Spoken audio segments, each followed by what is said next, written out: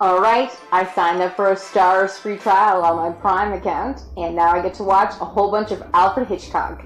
And next on the list was Strangers on a Train.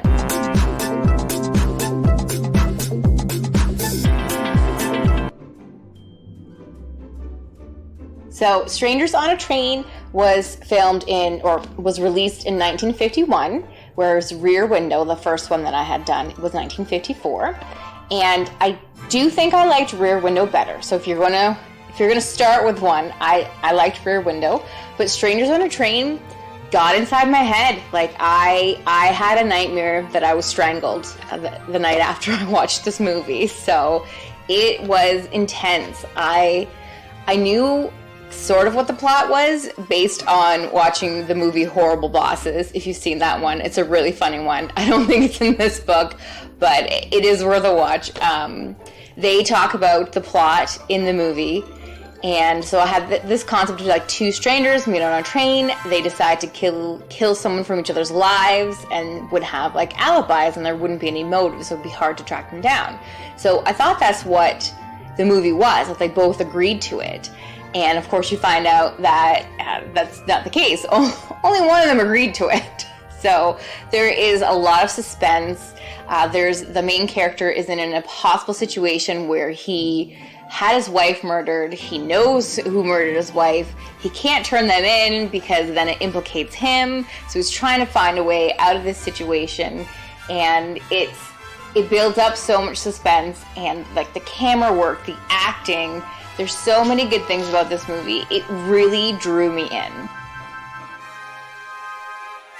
The top 5 things I liked about this movie, and in no particular order, just 5 things that I noted.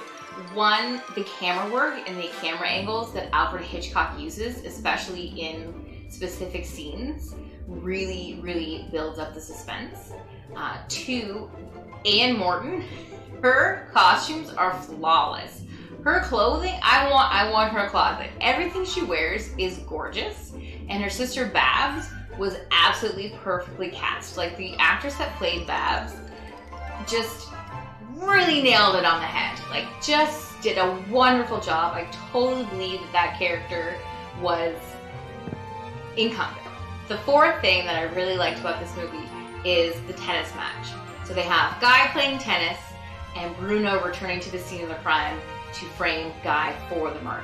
And they just cut between the tennis match and what Bruno's doing, and the tennis match and what Bruno's doing, and it really builds the suspense. And again, same as Rear Window, not a lot's happening, but because of the music and the acting and the way they're cutting their scenes and the way that they're filming it, you just have all these emotions bubbling up inside of you.